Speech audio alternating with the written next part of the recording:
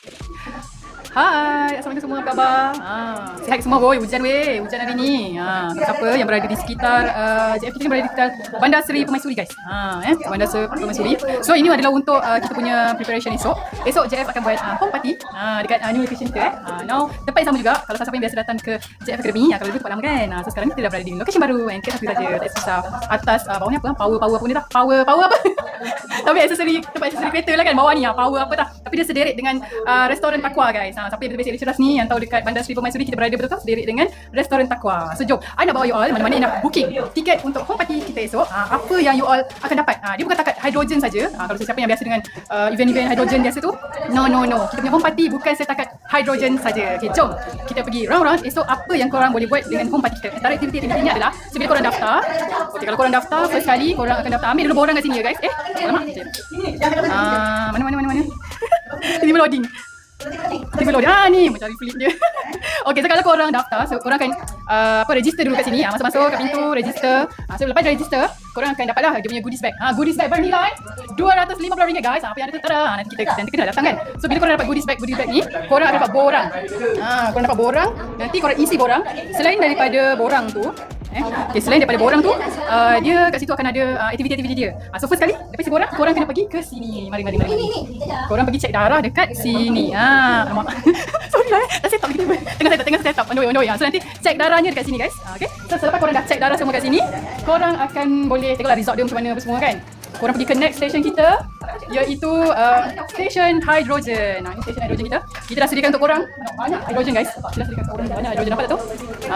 Macam korang buat dekat HQ juga. Tapi kali ni special kita buat dekat JF. Okay. So dapat korang dah sedut hydrogen semua, kita bagi korang dalam actually 30 minit. Tapi kalau nak extra tu, contoh macam cek darah ke apa kan, biasa lebih kurang 1 jam baru korang akan dapat result tu. Untuk lebih bagus ni 1 jam lah. Korang boleh juga buat 30 minit untuk sedut hydrogen dan 30 minit lagi untuk ni yang level mata ni. So siapa yang ada kecil manis ke cataract semua kan, korang boleh lah try nanti 30 minit sedut, 30 minit lagi mata. So 1 jam minum dulu, kita akan bagi free air hydrogen dan korang akan dapat result dia lah. So tunggu lepas 1 jam dapat result. So lepas dah pergi station hydrogen ni, korang boleh pergi ke next station. Ni dia station Genki guys. So ini adalah station Genki. Yang ni kita bagi macam DIY saja kan, untuk Genki tu. So yang tu biasanya kalau kita buat di luar, kalau macam kita buat di bus-bus ke, kita akan menggunakan yang mini punya. Mini tu kecil je, kita akan letak dekat sini, kat bahu kan, nak bagi test lah korang rasa Genki tu macam mana. Sebab korang dah pergi kepada station Genki, Genki kita, one side ni mobile siapa-siapa nak buat mobile boleh.